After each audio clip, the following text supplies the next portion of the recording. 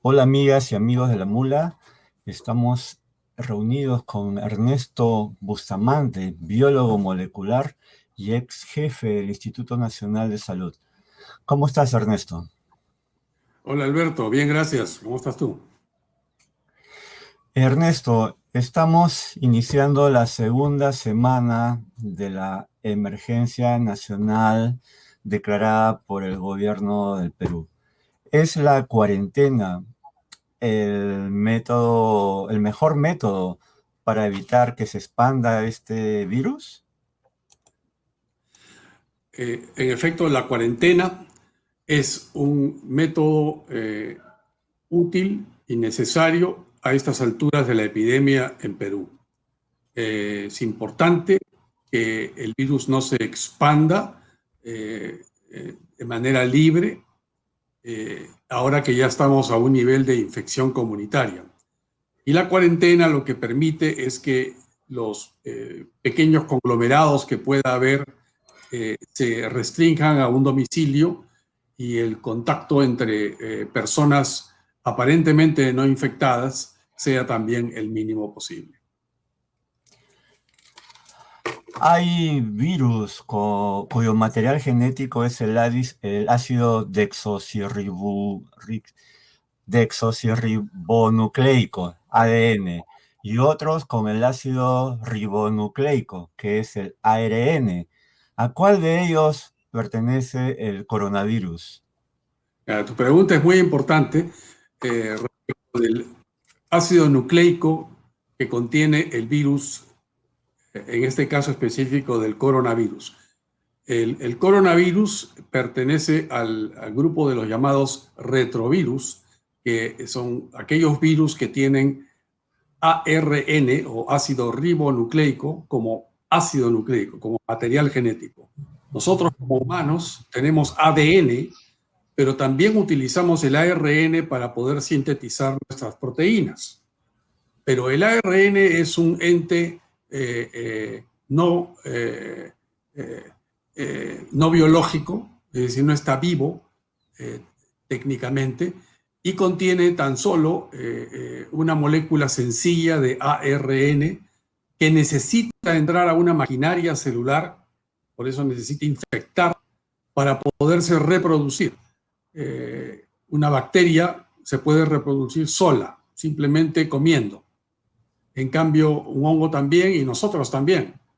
Pero en cambio, un virus necesita parasitar necesariamente a una célula y apoderarse de su maquinaria para poder convertir, en este caso, el ARN en nuevas proteínas virales y, por tanto, en progenie viral, o sea, en más virus que sean capaces a su vez de preservar y expandir su especie. Es la ley de la vida.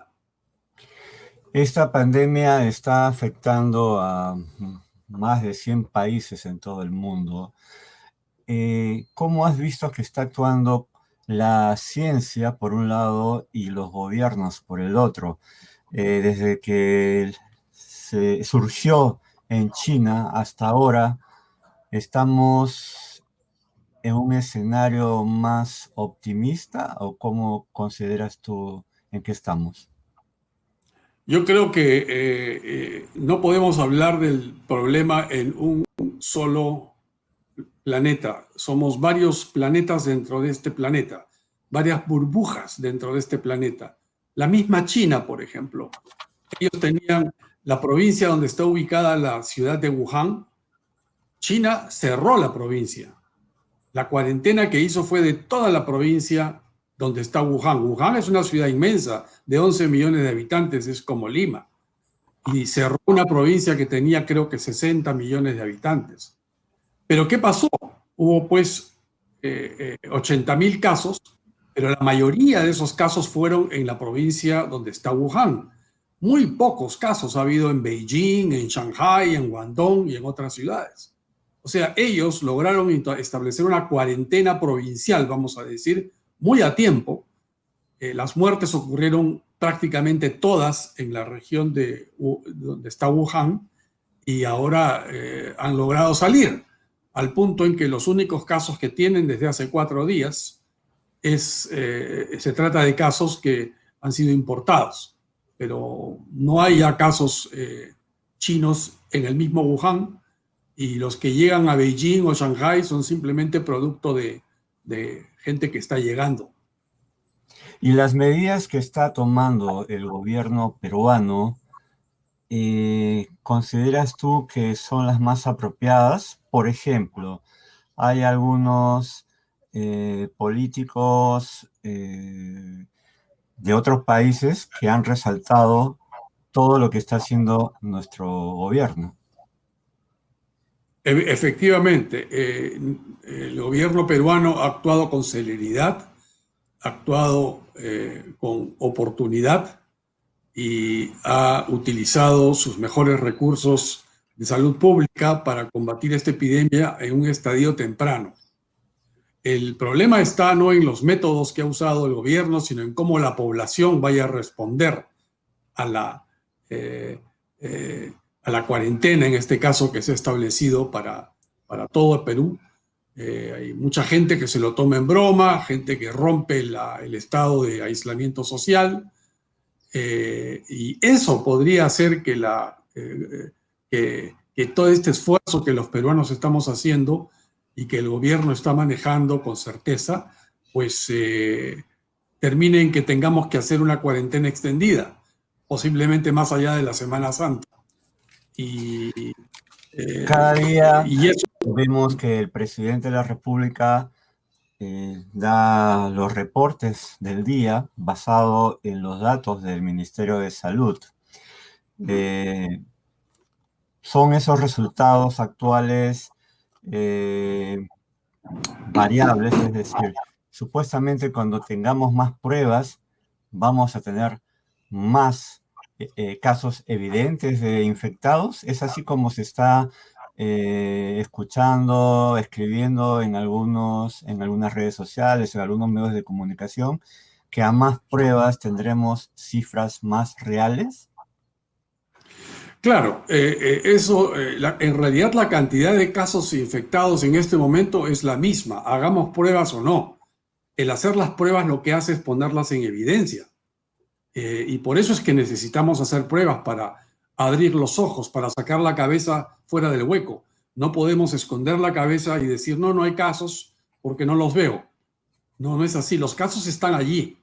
Lo que hay que tener es la capacidad para poder detectarlos, y una vez detectado un caso de un infectado, poder aislar a esa persona de manera muy distinta a lo que es una cuarentena, asegurarnos de cuáles son sus contactos inmediatos, a ellos también hacerles la prueba, y de esa manera se trabajó, por ejemplo, en China y en Corea del Sur, y se logró detener la epidemia. Aquí probablemente podamos detener la epidemia de manera en burbujas pequeñas dentro de Perú, en bolsones pequeños en Perú, pero aquellas regiones de Perú donde no se esté cumpliendo la cuarentena, siendo que no, que el país es uno solo, pues lo que va a terminar es que el esfuerzo podría resultar no eficiente. Por eso es importante que se cumpla la cuarentena de manera estricta, ahora que la tenemos encima. Uno de los recientes anuncios del gobierno es que va a comprar reactivos para 200.000 pruebas moleculares y 1.400.000 de pruebas rápidas. Suena muy bien y la gran mayoría ha recibido muy bien este anuncio. Sin embargo, usted, doctor, ha señalado algunas preocupaciones. ¿Estamos comprando lo que debe ser o hay alguna compra equivocada? Bien, la información que se tiene sobre las compras en sí es bastante limitada, y yo me he remitido a las declaraciones oficiales, así como aquello que está publicado de manera oficial. Tengo también información privilegiada, pero esa no la estoy utilizando.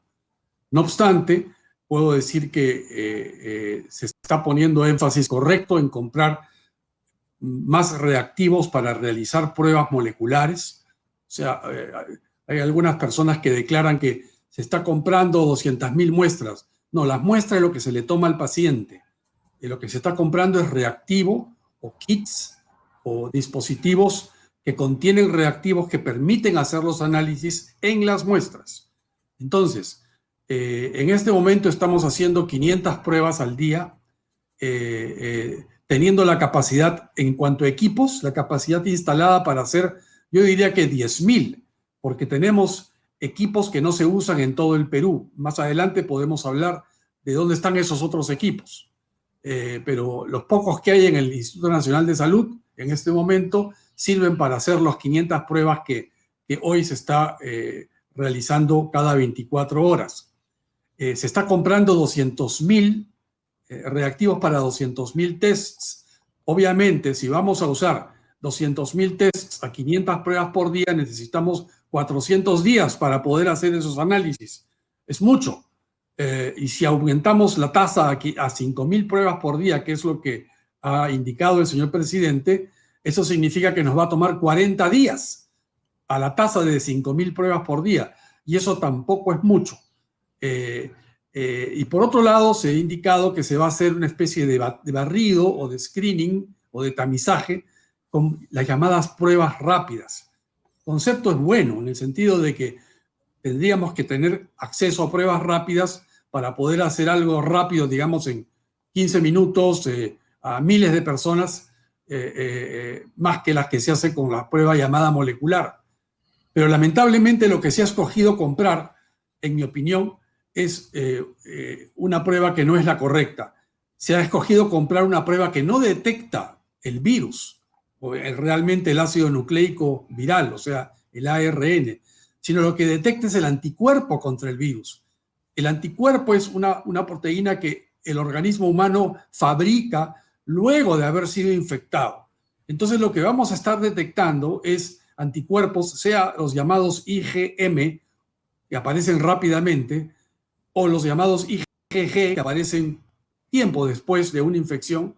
En ninguno de los dos casos la detección es temprana. O sea, en otras palabras, hay una confusión. La gente que ha estado a cargo de las compras aparentemente ha sufrido una confusión porque una cosa es una prueba rápida en el sentido de que se puede realizar el análisis en 15 minutos y otra cosa es que sea una prueba que sirva para detección temprana. Porque aquí lo que se está haciendo es comprando pruebas rápidas para hacer detección tardía.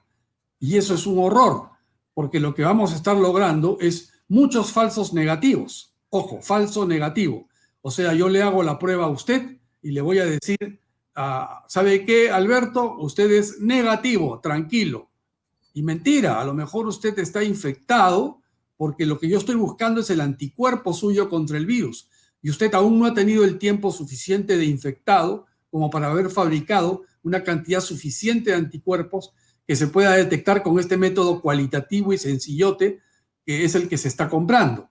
Entonces, en realidad, se está creando una falsa expectativa en la población y eso es muy peligroso desde el punto de vista social, así como también desde el punto de vista de salud pública, porque lo que se va a detectar es gente que le van a decir usted es negativo y a los 4 días la persona se va a enfermar y va a decir, oiga señor, usted me dijo que yo era negativo y en realidad no lo era, pues lo que pasa es que estábamos buscando el marcador, el identificador, vamos a decir, incorrecto, que es el anticuerpo, cuando lo que debemos buscar es el antígeno, o sea, el virus en sí, el ARN del virus.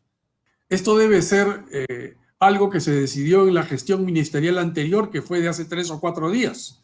En las declaraciones que hoy dio la señorita ministra de Economía, ella dijo que el 20 de marzo, hoy estamos 23, se efectuó las órdenes de compra para las llamadas pruebas rápidas. Y ya sabemos, son pruebas rápidas en cuanto a cómo se hacen, pero da una detección tardía.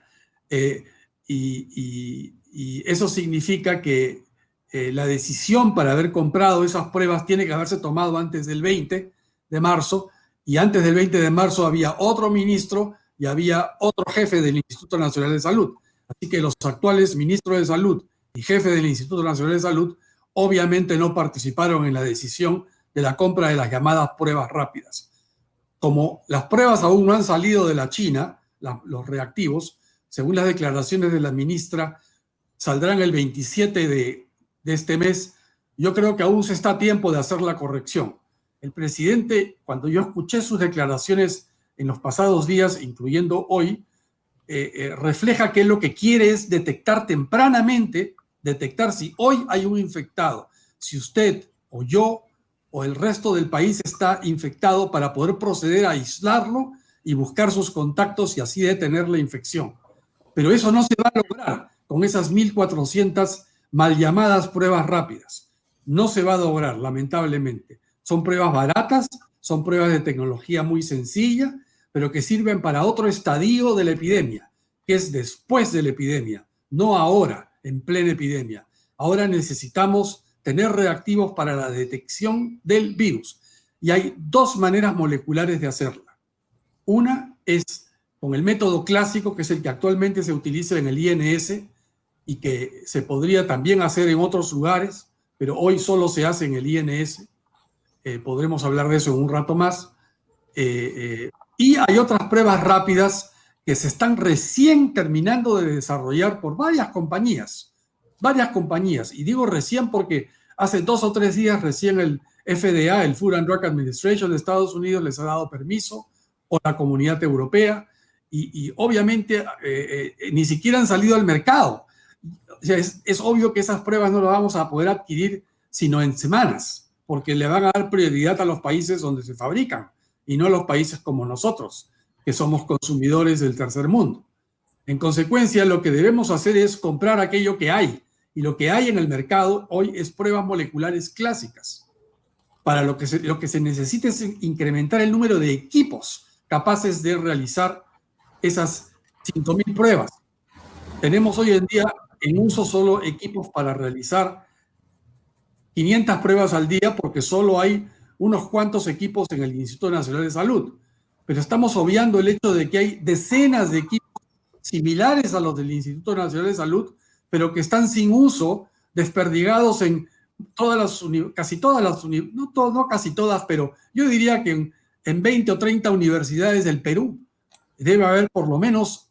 Allí escribí unos tweets indicando de que había 30 equipos, pero he recibido correos de colegas que me dicen que en realidad el número es mucho mayor y sumando llega casi a 100. O sea, podríamos hacer no 5.000, sino 10.000 pruebas al día. Y yo no estoy proponiendo que las pruebas se hagan en las universidades. Yo estoy proponiendo que esos equipos sean inmediatamente enviados al Instituto Nacional de Salud o hacia centros de diagnóstico que tengan experiencia haciendo estas pruebas, porque tampoco es cuestión de tener el equipo solamente, hay que saberlo aplicar clínicamente. Estos equipos han estado siendo usados en estudios de, por ejemplo, biología molecular de insectos, de plantas, lo que está bien, pero no es lo mismo que los mismos cuidados no se tienen cuando se analiza un estudio cuando se analiza muestras clínicas. Es totalmente diferente. Yo creo que no hay que impulsar, hay que ordenar.